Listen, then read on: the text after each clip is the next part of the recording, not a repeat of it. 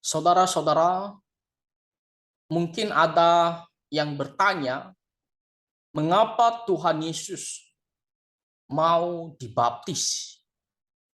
Sedangkan kalau kita membaca di kitab Matius pasal 3 ayat 11, Yohanes Pembaptis, dia membaptis orang-orang pada saat itu sebagai tanda pertobatan. Nah, lihat apa kata firman Tuhan, aku membaptis kamu dengan air sebagai tanda pertobatan. Jadi orang-orang yang datang pada saat itu kepada Yohanes Pembaptis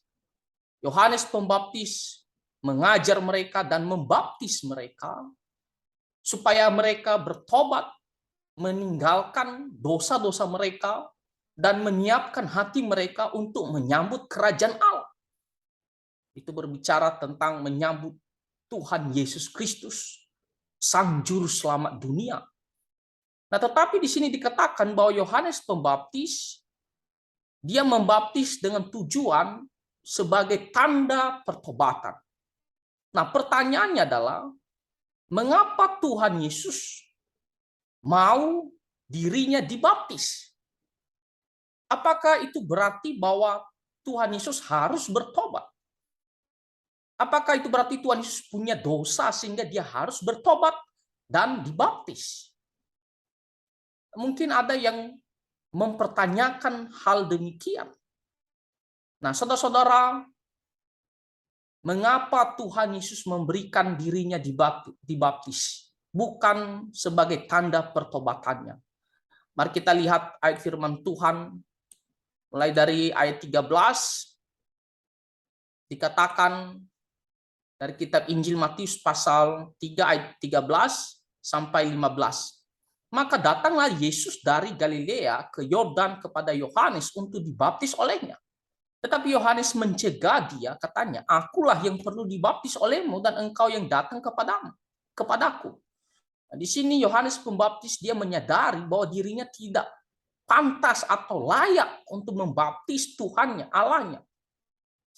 Harusnya dia yang dibaptis oleh Tuhan Yesus karena dia adalah orang berdosa. Tuhan Yesus adalah Allah suci, kudus. Tetapi apa kata Tuhan Yesus? Lihat ayat 15. Lalu Yesus menjawab, katanya kepadanya, biarlah hal itu terjadi karena demikianlah sepatutnya kita menggenapkan seluruh kehendak Allah. Dan Yohanes pun menurutinya. Lihat, biarlah hal itu terjadi karena demikianlah sepatutnya kita menggenapkan seluruh kehendak Allah. Tuhan Yesus menjawab Yohanes Pembaptis, biarlah tetap dilakukan pembaptisan ini kepadanya. Tujuannya apa? Dikatakan karena memang sepatutnya kita menggenapkan seluruh kehendak Allah. Tujuannya adalah untuk melakukan seluruh perintah Tuhan Allah. Nah, Tuhan Yesus itu harus sempurna. Ketika dia menjadi manusia, dia harus hidup dengan taat, sempurna, suci, kudus. Ya. Maka termasuk dalam hal perintah membaptis ini, dia harus memberikan dirinya dibaptis sebagai tanda bahwa dia taat dengan sempurna. Karena dia taat dengan sempurna, maka dia layak untuk menghapus, menebus dosa-dosa kita.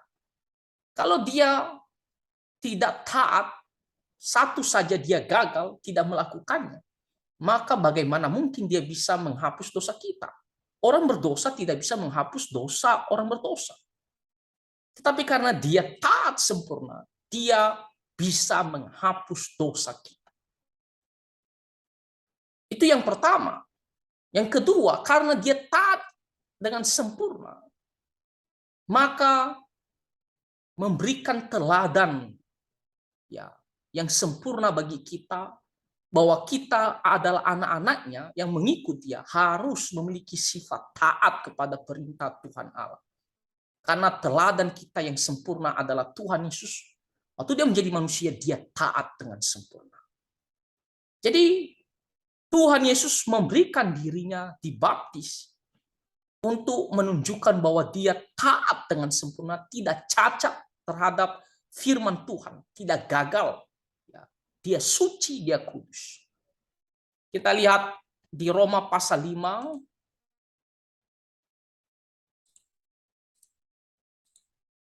ayat 19, apa dikatakan firman Tuhan di sini?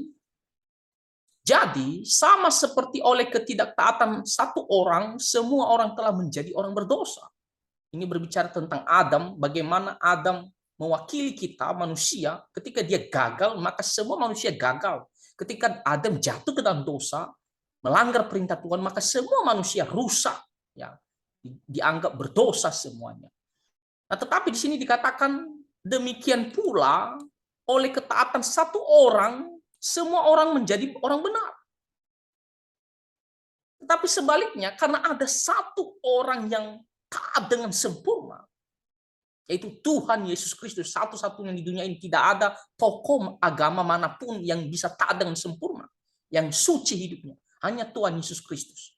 Dan karena dia taat dengan sempurna, maka semua orang yang percaya kepadanya, yang mengikut dia, dikatakan menjadi orang benar. Kita pada mulanya dikatakan orang berdosa, ya akan dihukum karena kita lahir dari Adam yang sudah gagal. Nah, tetapi ketika kita percaya kepada Tuhan Yesus, maka kita menjadi orang benar karena Tuhan Yesus yang adalah taat sempurna, ya, tidak pernah gagal, sehingga kita mengikut dia, dinyatakan juga kita anak-anaknya sebagai orang benar. Ya. Bahkan kita membaca di sini di ayatnya 21, supaya sama seperti dosa berkuasa dalam alam maut, demikian kasih karunia akan berkuasa oleh kebenaran untuk hidup yang kekal oleh Yesus Kristus Tuhan kita. Sama seperti dosa yang dimana ketika Adam jatuh ke dalam dosa, maka dosa berkuasa yang membinasakan kita. Nah, tetapi karena Tuhan Yesus Kristus yang hidup dengan sempurna, dan dia menebus dosa-dosa kita di atas kayu salib, maka kasih karunia berkuasa juga untuk membenarkan kita, untuk menyelamatkan kita yang percaya kepadanya. Nah, jadi Tuhan Yesus harus taat dengan sempurna. Makanya dia memberikan dirinya untuk dibaptis. Ya, bukan karena sebagai tanda pertobatannya, bukan karena dia ada dosa, bukan. Kepada orang lain, benar, itu maksudnya sebagai tanda pertobatan, karena mereka orang berdosa. Tapi kepada Tuhan Yesus untuk menunjukkan bahwa dia taat dengan sempurna dan memberikan teladan yang sempurna bagi kita, bahwa kita anak-anaknya harus taat terhadap perintah Tuhan. Lalu kalau kita membaca lagi misalnya di kitab Filipi pasal 2, Filipi pasal 2 ayatnya yang ketiga,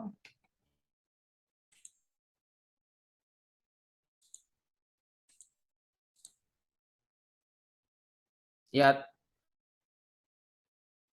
Filipi pasal 2 ayatnya yang ke-8, minta maaf, ayat yang ke-8, di sini dikatakan, dan dalam keadaan sebagai manusia, ia telah merendahkan dirinya dan taat sampai mati, bahkan sampai mati di atas kayu salib.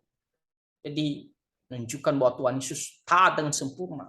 Ya, bahkan ketika dia dicobai oleh iblis 3 kali, adalah pencobaan godaan yang luar biasa, yang paling dicari oleh manusia. Tetapi Tuhan Yesus tidak jatuh ke dalam dosa, tidak jatuh dalam pencobaan atau godaan iblis. Ya, dia taat, bahkan ketika dia di atas kayu salib, dia taat sampai mati. Ya, sempurna. Itulah sebabnya Allah sangat meninggikan dia dan mengaruniakan kepadanya nama di atas segala nama. Ya, itulah sebabnya Tuhan Yesus layak mendapatkan kemuliaan, ya, dan dikatakan memiliki nama di atas segala nama, supaya dalam nama Yesus bertekuk lutut segala yang ada di langit dan yang ada di atas bumi dan yang ada di bawah bumi.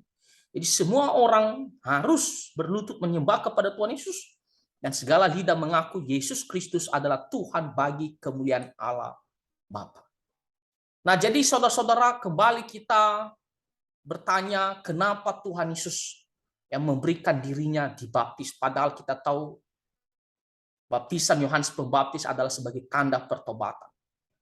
bukan karena dia ada dosa sehingga dia harus bertobat, tetapi sebagai tanda bahwa dia taat dengan sempurna, sehingga dia layak untuk menebus dosa-dosa kita, sehingga dia layak untuk menyelamatkan kita, sehingga kita yang percaya kepadanya juga bisa dibenarkan.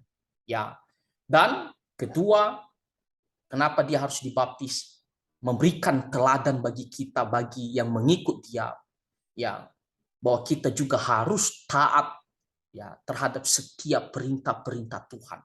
Contoh kita, teladan kita, Tuhan Yesus dia taat dengan sempurna, ya, selama dia hidup di dunia ini. Ya, memang kita tidak bisa taat, ya, tetapi kita berusaha dan dengan pertolongan Roh Kudus kita berdoa agar Tuhan menolong kita. Tetapi patokan kita adalah Tuhan Yesus yang hidup taat dengan sempurna. Ya, dia bisa memberikan kita teladan yang sempurna. Nah, kiranya firman Tuhan ini kita bisa mengerti dan kita bersyukur kita punya Tuhan, Juru Selamat, dan juga teladan agung, yaitu Tuhan Yesus Kristus. Mari kita ikut dia, setia seumur hidup kita, dan tunduk terhadap perintahnya seumur hidup kita. Nah, Tuhan Yesus memberkati kita semua. Amin.